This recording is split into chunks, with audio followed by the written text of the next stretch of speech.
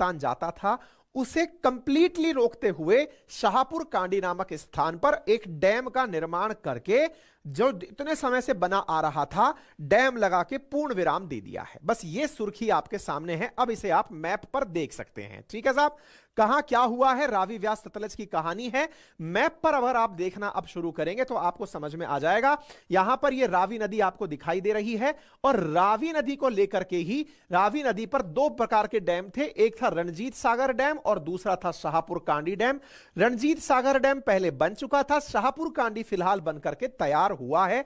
आप इसे मैप पर भी देख सकते हैं। यानी कि कहने का मतलब यह हुआ कि रावी नदी का एक अपस्ट्रीम पानी जगह जहां से पानी चल करके आ रहा है, जिसे रणजीत सागर डैम कहा गया है, और दूसरा जो शाहपुर कांडी डैम है, अब फिलहाल ये वाला डैम बनकर के तैयार हुआ है।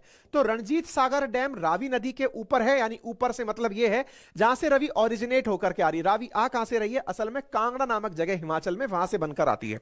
लेकिन दोनों ही डैम फिलहाल पंजाब में है। रणजीत सागर भी पंजाब में है और शाहपुर कांडी भी पंजाब में है। पंजाब में तो है, लेकिन पंजाब के साथ साथ ही कनेक्टेड क्षेत्र जम्मू का है और पंजाब का है। असल मायने में यह जम्मू से बहते हुए भी आती है। अब मुसीबत यह है कि जम्मू ने और पंजाब ने इस बात पर सहमति लंबे समय तक नहीं बनाई कि हम शाहपुर कांडी को बनने दें या ना बनने दें। इसलिए प्रपोजल बनने के बाद भी एग्जीक्यूशन नहीं हो पाया था। जब एग्जीक्यूशन नहीं हो पाया तो फिलहाल इस एग्जीक्यूशन की तारीफ हो रही है कि जम्मू सरकार और पंजाब सरकार ने मिलकर एक समय पर जो फैसला लिया उसका परिणाम यह निकलकर आया है, और उसमें केंद्र की बड़ी मध्यस्थता रही है।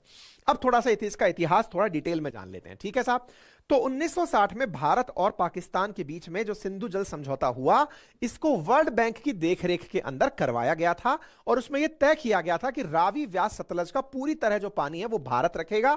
इस बांध के बनने से, शाहपुर कांडी बांध के बनने से, जम्मू के दो बड़े जिले हैं कठुआ और सांबा, उनमें 32,000 हेक्टेयर भूमि पर अब अधिक अच्छे से सिंचाई हो सकेगी। यानी कि इन्हें अब वो दिन नहीं देखने पड़ेंगे जब चावल की खेती के लिए इन्हें पानी के बिना रहना पड़ता था। इसका मतलब यह हुआ कि आने वाले समय में जम्मू के इन क्षेत्रों के अंदर पानी की समस्या से राहत मिलेगी। यह न्यूज आई कैसे बाहर, हाल ही में भारत के केंद्रीय मंत्री हैं डॉक्टर जितेंद्र सिंह जी, उन्होंने अपने ट्विटर अकाउंट पर 24 फरवरी और साथ ही साथ 26 फरवरी को ट्वीट करके जानकारी दी थी और कहा था कि अब रावी दरिया का पानी पाकिस्तान नहीं जाएगा। आप यहां देख सकते हैं मेजर जनरल हर्षा काकर की न्यूज देख सकते हैं। One more nail in Pakistan coffin, this was India share of water being exploited by Pakistan no more. लोगों ने इस न्यूज को प्रॉपर तरीके से कहा कि पाकिस्तान को एक और करारी चोट दे दी है, क्योंकि यह पानी अब पाकिस्तान में नहीं जाएगा। हमने भी इस जानकारी को आपके साथ में 26 फरवरी के दिन सुबह शाम के समय पर पूरी डिटेल बनाकर अपने ट्विटर अकाउंट पर साझा किया है, आप जाकर वहां देख सकते हैं। यह है शाहपुर कांडी बांध परियोजना, जिसे आप यहां पर बने हुए डैम के रूप में देख सकते हैं। भविष्य में इसमें बहुत सारा पानी रुकेगा।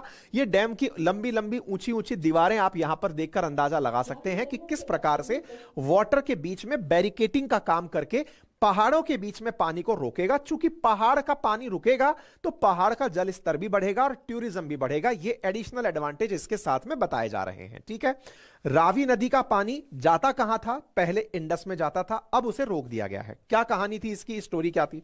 तो असल में इसकी स्टोरी कुछ इस प्रकार से शुरू होती है। वर्ष 1959 में ढाका के रूटीन दौरे पर जाते हुए पाकिस्तान के राष्ट्रपति अयूब खान अचानक इंडिया में पालम के अंदर रुक गए। वो नेहरू जी से मिले। अच्छा, इंटरेस्टिंग फैक्ट क्या है, अगर आप भारत का मैप देखें तो आप समझ पाएंगे कि एक तरफ पाकिस्तान है, पश्चिमी पाकिस्तान हुआ करता था 1960 में, और इधर की तरफ पूर्वी पाकिस्तान हुआ करता था, जिसे आज आप बांग्लादेश कहते हैं।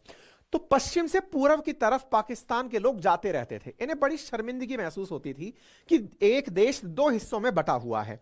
इनकी हमेशा से यह चाहत थी कि इन्हें पश्चिमी पाकिस्तान को पूर्वी पाकिस्तान से जोड़ने के लिए एक कॉरिडोर बीचों बीच में से भारत दे दे, ताकि पूर्वी और पश्चिमी पाकिस्तान आपस में जुड़ जाएं। ये पाकिस्तान के हर राष्ट्राध्यक्ष की चाहत रही है हमेशा से।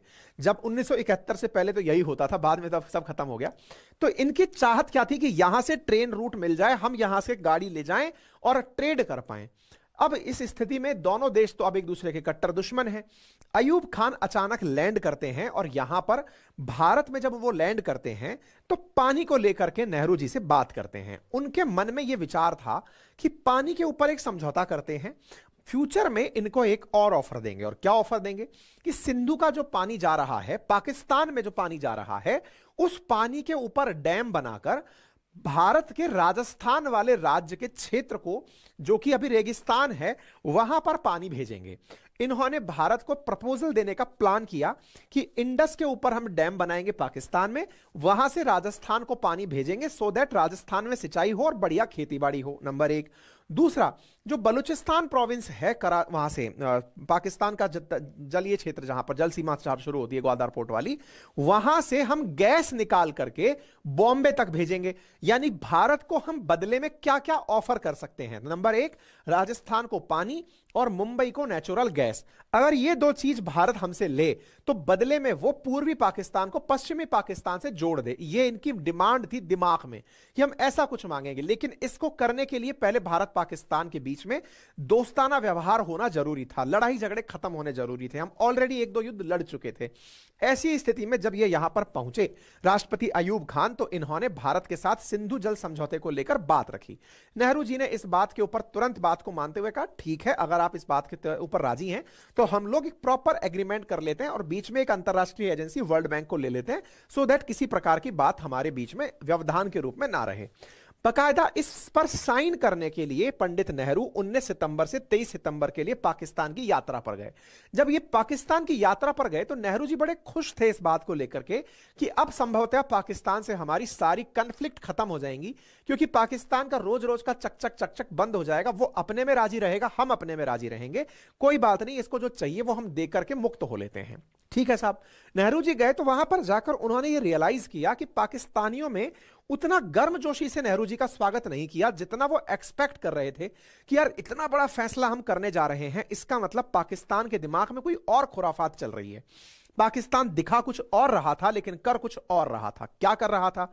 चूंकि पाकिस्तान 1947 में ही भारत के जम्मू कश्मीर के एक बड़े हिस्से पर कब्जा कर चुका था, हम यह समझ रहे थे कि अगर इनके साथ में सही बातें बैठती हैं तो भारत अपना पीओके वाला क्षेत्र भी इनसे रिक्लेम कर लेगा और इनको बदले में जो क्षेत्र चाहिए कि रास्ता निकालना है हम दे देंगे, सो दैट मिलजुल कर रह लेंगे। पाकिस्तानी लोग पीठ में छुरा घोंपने की तैयारी में थे। और वो क्या कर रहे थे?